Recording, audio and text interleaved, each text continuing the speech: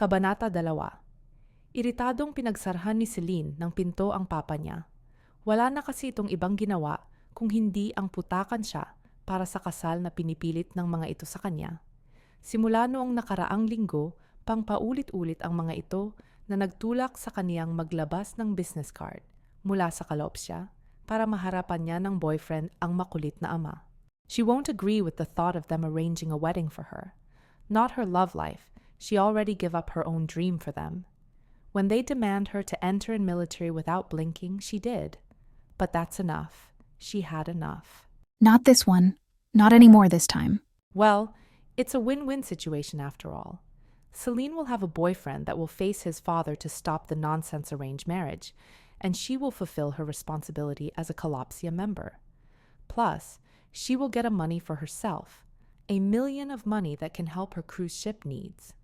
Her employees demand fund for repairs and other expenses last time. That's the main goal.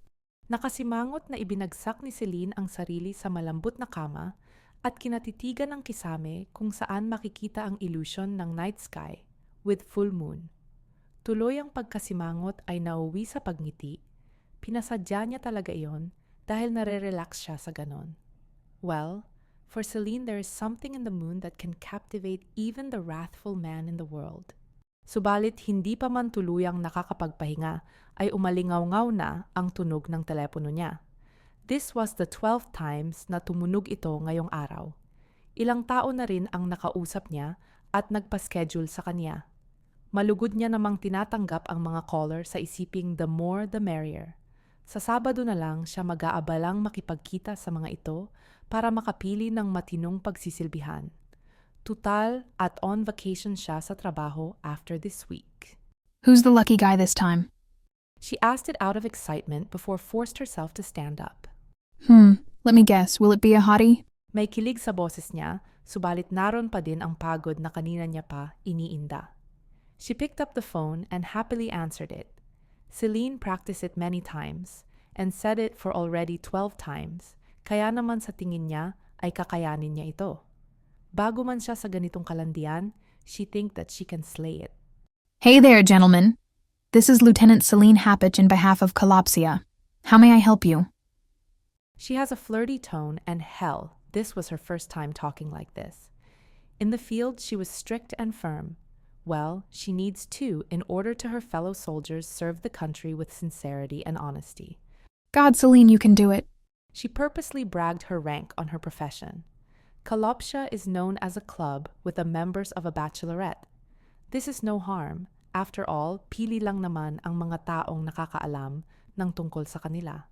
And the main purpose here is for them to look like a prostitution club, a highly paid and classy prostitute. Well, at least that's how it goes for all the blind eyes in the society. Hey, Doon na siya natigilan. The man on the telephone has a familiar voice and it's tingling the hell out of her. She knows it, but then, maybe not. Yes? Is this for real? Celine, are you Strutter? I want to have an appointment with you. Can I? Celine is already biting her lower lips before she knew it. Yeah, sure. But you have to pass a form and biodata at the Kalopsia in order to process it. Napapalunok na siya. I'll just send the form to you first. Hindi naman dapat siya ang gumagawa nito, but Celine chose to entertain them in order for her to know who will pass her standard. She'll never put herself in that cliff again. In the cliff where she jumped as the though of reaching the moon through its reflection, but instead left drowning as that moon watched her. Yet despite of being careful, Celine couldn't deny the fact that the man on the telephone was her type. Oh, thanks. Napakaganda talagang pakinggan ng boses nito. Sobrang lalim na parang dinadala ang kaluluwa niya sa lugar na hindi niya malaman. His voice sounds so clean at the same time sexy. Like a wind whispering at 12 midnight where only the moon light up the night. She bet it gives shivers to anyone will hear. Now, Celine wondered, how does it like to hear him sing? Maybe it will be good. Nanghihina siyang napasandig sa malapit na study table. Hindi na rin niya na malayang kinakagat na niya pati ang sariling mga kuko. Can you sing? Damn it, Celine. Who the hell will ask a complete stranger to sing? Gusto man niyang kastiguhin ang sarili sa katangahang nagawa. Subalit ang tanging mabilis na pagpapaliwanag na lang ang kaniyang nakayang gawing pansalo sa panlalaglag na ginawa ng sariling bibig. What I mean is, I find your voice really good, and I am wondering, how does it sound like to, hear you sing? Buiset talaga. Oh, I am so sorry for the sudden request. If you're... Hindi na niya natapos pa ang mga susunod niyang sasabihin nang magsimula na itong kumanta ng isang nakakapanindig balahibong awitin. A grown man running out of time, even though it seems I have everything. I don't wanna be a lonely fool. All of the women, all the expensive cars, all of the money don't amount to you. So I can make believe I have everything, but I can't pretend that I don't see that without you, girl, my life isn't complete. Said, without you, girl. Natigilan si Celine at hindi na nakagalaw nang may ma-realize. That voice, that song, that way of singing, the man on the telephone. Kilala niya kung sino ito. Kilalang kilala na niya ito. Sa puntong iyon ay nawala ang ngiti sa labi at nabitawan niya pa ang pagkakakagat sa sariling kuko. Doon na siya natigalgal on the spot. Ang tanga mo, Celine. Bakit ngayon mo lang iyon napagtanto? This man is him. He is this. The moon whom teach you that you can reach him through reflection. There's the same heartbeat, same as the 16-years-old Celine Hapuch way back then, and that's now killing her. After a damn 10 years, hanggang ngayon pala, ay ganun pa rin ang epekto ng naturang lalaki sa kanya. The bastard who watched her fall and drown to the ocean of reflection. Ano na naman ba ito? Bakit na naman ba bumabalik ang lalaking ito sa buhay niya? Is this a kind of a joke? Kasi kung oo, hindi ito nakakatuwa. Pero siya nga ba ito? Siya ba talaga ito? Phil, ikaw ba to? Gustong-gusto niyang magtanong, but she remained silent. Napapikit siya kasabay ng pagtulo ng puting likido mula sa kaniyang mga mata. Hindi niya alam kung anong mararamdaman, but if there is one thing was obviously presented in front of her, well, that is the truth that she miss him.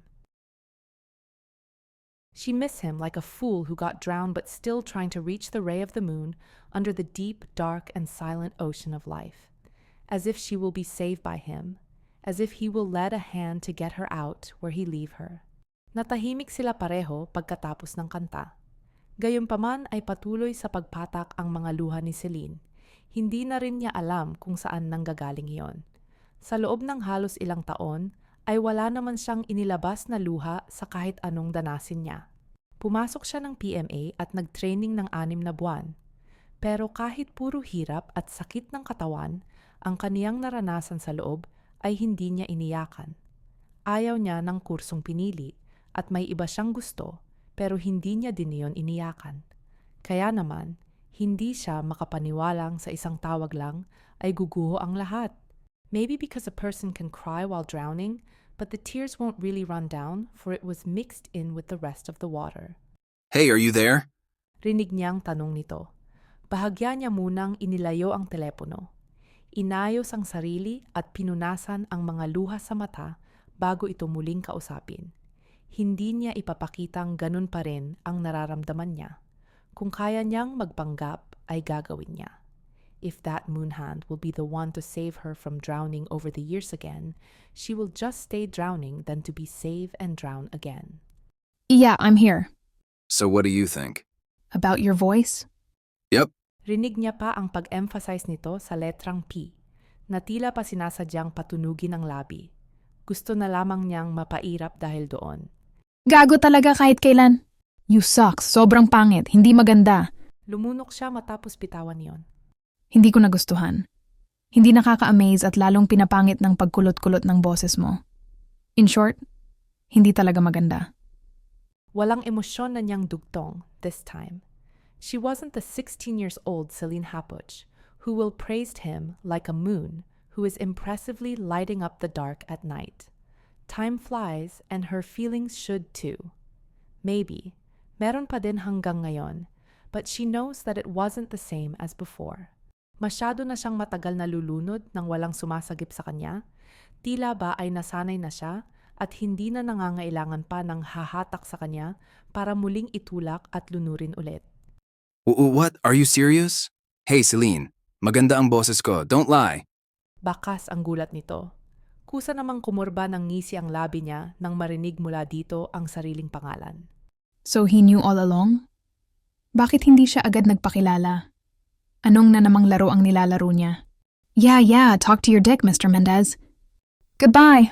Matapos sabihin iyon ay akmang pagpapatayan na niya ito, subalit muling nagsalita ang gago. What? How did you... No, I'm holding mine right now, babe. Bakas ang pangaasar nito. Tumawa pa ang binata na akala mo ay nakakatuwa. Buiset! Maputol sana yan, bastos! Fuck you! Napairap na lang siya bago ito tuluyang pagpatayan ng telepono. Alam niyang nangaasar lamang ang damuhong. Alam na alam niya iyon dahil kilala na niya ito. Kilalang kilala. After all, she's been watching the moon throughout her entire life. That should be fuck you, Celine, fuck you. Halos hindi na siya mapakaling nagpapabalik-balik sa loob ng kanyang kwarto. Damn it! Paano napunta sa kanya ang black card ko? Ang alam ko ay walang apelidong Mendez na napili ng kalopsya para pagbibigyan nun. For Pete's sake, I blacklisted him too. Shit. Kalopsya and their tricks. Inis na hinubad niya ang uniformeng suot at maging ang undergarments niya. Iniwan ni Celine ang lahat sa kama at walang saplot na pumasok ng banyo. She will take a bath, a very long bath. That's a one hell a telephone conversation. It's stressing her out.